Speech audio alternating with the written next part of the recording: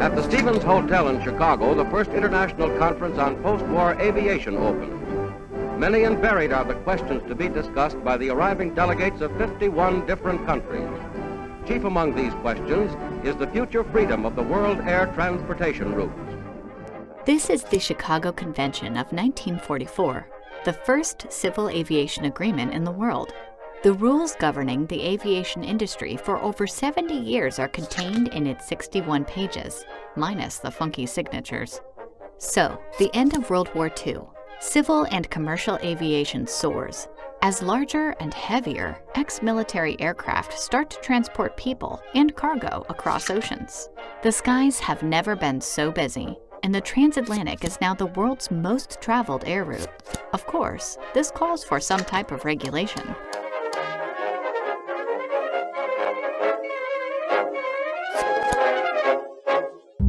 So, the Chicago Convention decides to establish the main industry regulator, the International Civil Aviation Organization, or ICAO. It will become a United Nations agency that will control how the agreements are carried out by the countries. Over the course of the following years, the ICAO has decided basically every rule and standard applied to civil aviation. Now, a lot is happening in the air at this time, and while the ICAO is drafting its first edition of standards and recommended practices for governments, airlines in these countries are already running scheduled flights that are not really supervised by anyone.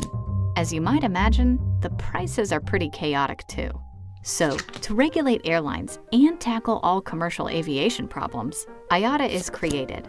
IATA, or International Air Transport Association, is formed in 1945 to help ICAO answer some technical questions, like how to make prices and rates more predictable and cheaper, and how to divide revenue from interlining journeys.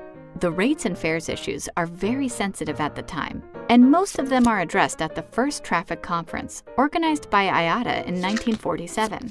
The attending airlines reach agreement on 400 resolutions concerning all things air travel: fare calculations, revenue allocation, baggage rules, and even ticket design. Unprecedented unity in the post-war world. From that time on, these traffic conferences are regularly held in different parts of the world and soon transform into general meetings, which is how they function now. An annual general meeting is a big deal. The last meeting in 2019 was held in Seoul and hosted by Korean Airlines. It was opened by Korean and EU officials, followed by an annual report and panel discussions. That's like the main aviation event to visit if you're an airline. And this is a good segue into the modern era and a discussion of what IATA does now. One of the key features of our organization is its ability to design and implement standards accepted by everyone and applicable worldwide, and we think that it's probably our primary mission.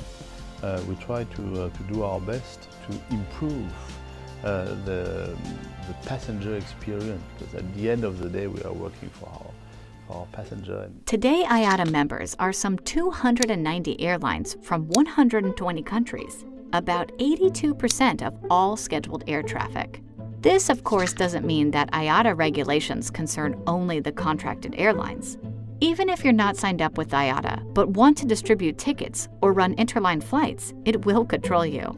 How so? First, by using IATA codes, universally accepted designators required for reservations, schedules, ticketing, documentation, and basically everywhere the information about the airline or its flight is shared.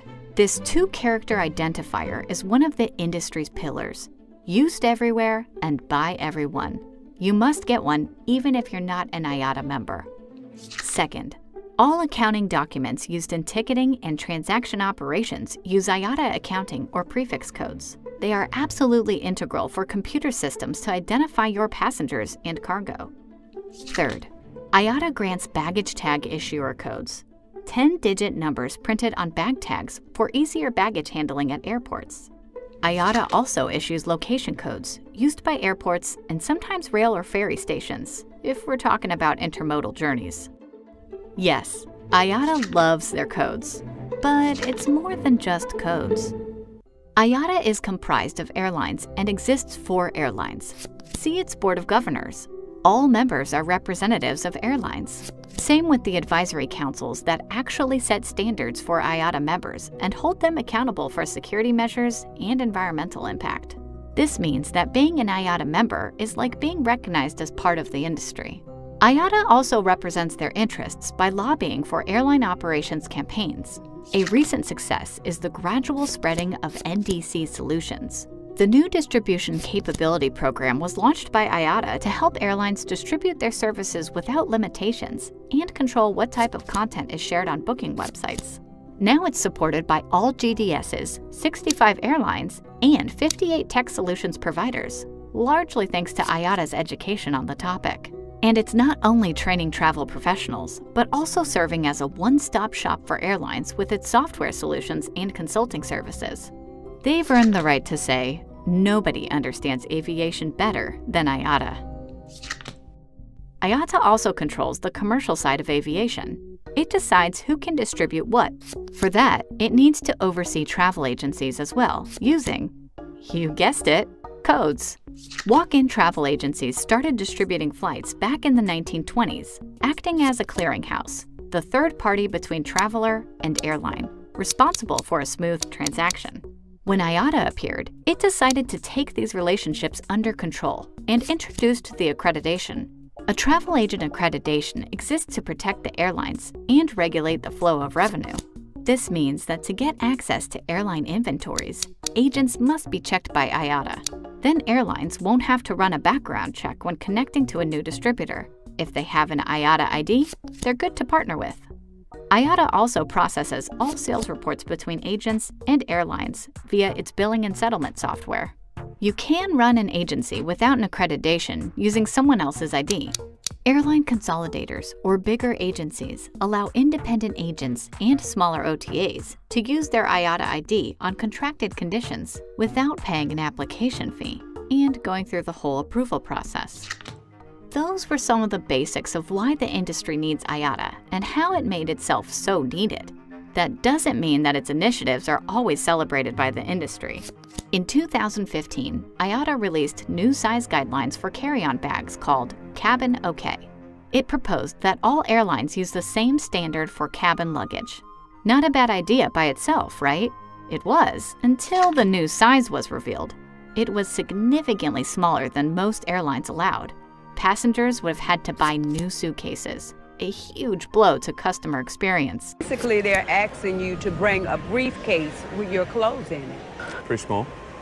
I mean, they're not big now. Bad idea. Boo.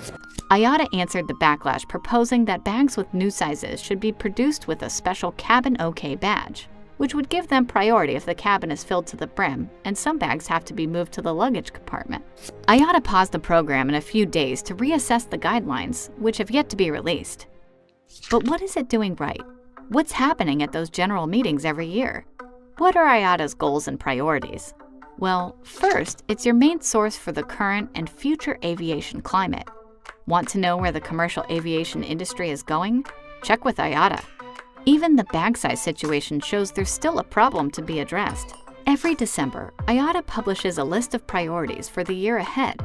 In 2019, its focus has been on a few big points: growing NDC adoption, bringing RFID technologies to 14 airports, attracting more low-cost carriers as members, cutting airport costs, and building a wider air travel infrastructure in all regions of the world. Knowing its service record, IATA is likely to achieve these goals.